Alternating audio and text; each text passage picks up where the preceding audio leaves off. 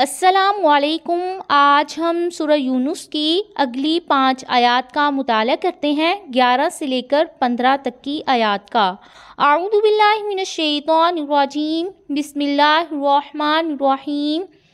وَلَوْ اور اگر یعجلو جلدی کرتا اللہ تعالیٰ للناس لوگوں کے لیے الشر برائی کو، استعجالہم جیسے جلدی مانگنا ہے ان کا بالخیری بھلائی کو، لقضی البتہ پوری کر دی جائے گی الیہم ان کی طرف آجالہم ان کی مدت، فناظروا تو ہم چھوڑ دیتے ہیں الذین ان لوگوں کو جو لا یرجون نہیں وہ امید رکھتے لقاءنا ہماری ملاقات کی، فی طغیانہم اپنی سرکشی میں، یعمہون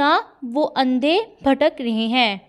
اس آیت کے 2 معنی ہیں۔ ایک معنی تو یہ ہے کہ جس طرح انسان خیر کے طلب کرنے میں جلدی کرتا ہے، اسی طرح وہ شر کے طلب کرنے میں بھی جلدی کرتا ہے۔ اللہ تعالیٰ کے پیغمبروں سے کہتا ہے اگر تم سچے ہو تو وہ عذاب لے کر آؤ جس سے تم ہمیں ڈراتے ہو۔ اللہ تعالیٰ فرماتے ہیں کہ اگر ان کے اس مطالبے کے مطابق ہم جلدی عذاب بھیج دیتے تو کبھی کے یہ موت اور ہلاکت سے دوچار ہو چکے ہوتے، لیکن ہم مہلت دے کر انہیں پورا موقع دیتے ہیں۔ دوسرے معنی یہ ہے کہ جس طرح انسان اپنے لیے خیر اور بھلائی کی دعائیں مانگتا ہے جنہیں ہم قبول کرتے ہیں، اسی طرح جب انسان غصے یا تنگی میں ہوتا ہے تو اپنے لیے اور اپنی اولاد کے لیے بد دعائیں کرتا ہے جنہیں ہم اس کے لیے نظر انداز کر دیتے ہیں۔ یہ زبان سے تو ہلاکت مانگ رہا ہے مگر اس کے دل میں ایسا ارادہ نہیں ہے، لیکن اگر ہم انسانوں کی بد دعاؤں کے مطابق انہیں فوراً ہلاک سے دوچار کرنا شروع کر دیں تو پھر جلدی ہی لوگ موت اور تباہی سے ہمکنار ہو جائیں گے۔ اس لیے حدیث میں آتا ہے کہ تم اپنے لیے، اپنی اولاد کے لیے، اپنے مال و کاروبار کے لیے بد دعائیں مت کیا کرو، کہیں ایسا نہ ہو کہ تمہاری بد دعائیں اس گھڑی کو پا لیں جس میں اللہ تعالیٰ کی طرف سے دعائیں قبول کی جاتی ہیں، بس وہ تمہاری بد دعائیں قبول فرما لے۔ وَإِذَا اور جب مسّا پہنچتی ہے الانسان انسان کو الضر تکلیف، دعانا وہ پکارتا ہے ہمیں لجنبہ اپنی کروٹ پر، او قاعدن یا بیٹھے ہوئے، او قائمن یا کھڑے ہوئے، فلما پھر جب کشفنا ہم دور کر دیتے ہیں عنہ اس سے ضرہ اس کی تکلیف کو، وہ چل دیتا ہے لم گویا کہ نہیں، تدعونا پکارا تھا اس نے ہمیں الی ضرٍ کسی تکلیف کی طرف، مسہ جو پہنچی ہے اسے، کذالک اسی طرح سوشینا مزین کر دیے گئے، للمسرفین حد سے بڑھنے والوں کے لیے، ماں جو کانو تھے وہ یعملون وہ عمل کرتے۔ اس آیت میں انسان کی اس حالت کا تذکرہ ہے جو انسانوں کی اکثریت کا شیوا ہے، بلکہ بہت سے اللہ تعالیٰ کو ماننے والے بھی اس کوتاہی کو عام کرتے ہیں۔ مصیبت کے وقت اللہ تعالیٰ کو پکارتے ہیں، دعائیں کرتے ہیں، توبہ اور استغفار کا اہتمام کرتے ہیں، لیکن جب اللہ تعالیٰ مصیبت کا وہ مشکل وقت نکال دیتے ہیں تو پھر بارگاہ الہی میں دعا کرنے سے اور گر گرانے سے غافل ہو جاتے ہیں۔ اللہ تعالیٰ نے ان کی دعائیں قبول کر کے اس امتحان اور مصیبت سے نجات دی ہے، اس پر اللہ تعالیٰ کا شکر ادا کرنے کی بھی توفیق نصیب نہیں ہوتی ہے۔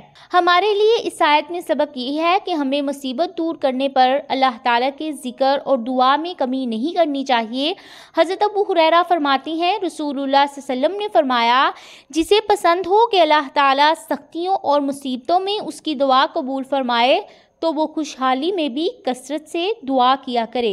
وَلَقَدْ اور البتہ تحقیق اہلکنا ہم نے ہلاک کیا القرون امتوں کو،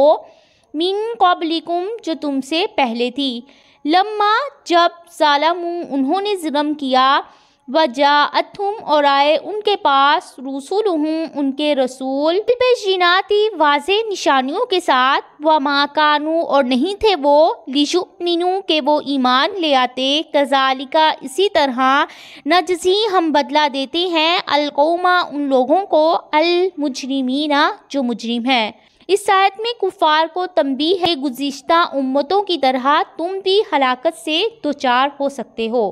ثم پھر جعلناکم بنایا ہم نے تمہیں خلائف جانشین فی الارض زمین میں،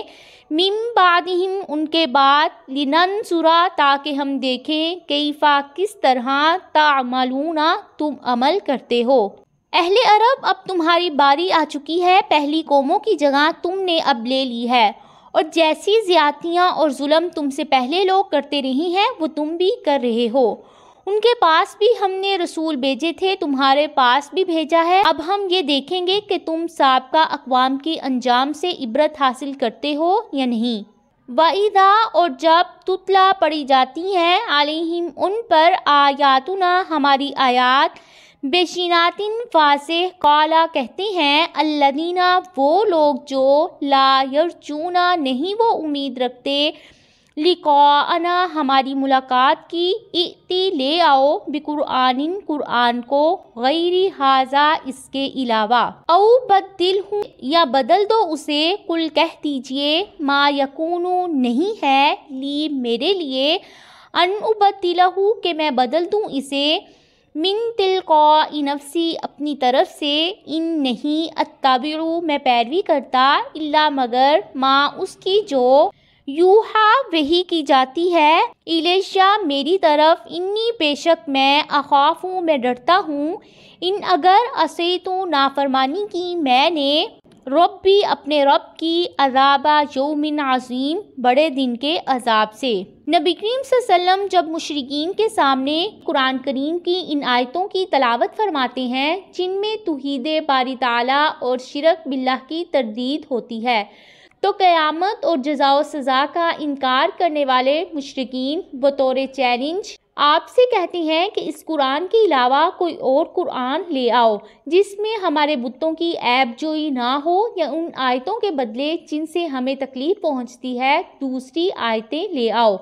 جنہیں سن کر ہمیں تکلیف نہ پہنچے۔ تو اللہ تعالیٰ نے آپ کو ان کے جواب میں یہ کہنے کا حکم دیا کہ میں اس میں اپنی طرف سے ایک حرف کی تبدیلی نہیں لا سکتا ہوں، میں تو اللہ تعالیٰ کا حکم بجا لانے والا ایک بندہ ہوں، میں تو صرف اللہ تعالیٰ کی جانب سے نازل شدہ وحی کا اتباع کرتا ہوں، اگر میں نے اللہ تعالیٰ کی نافرمانی کی تو قیامت کے دن کے عذاب سے ڈرتا ہوں۔ یہ تھیں آیات جن کا ہم نے مطالعہ کیا، امید ہے کہ آپ کو سمجھ آ رہی ہوگی۔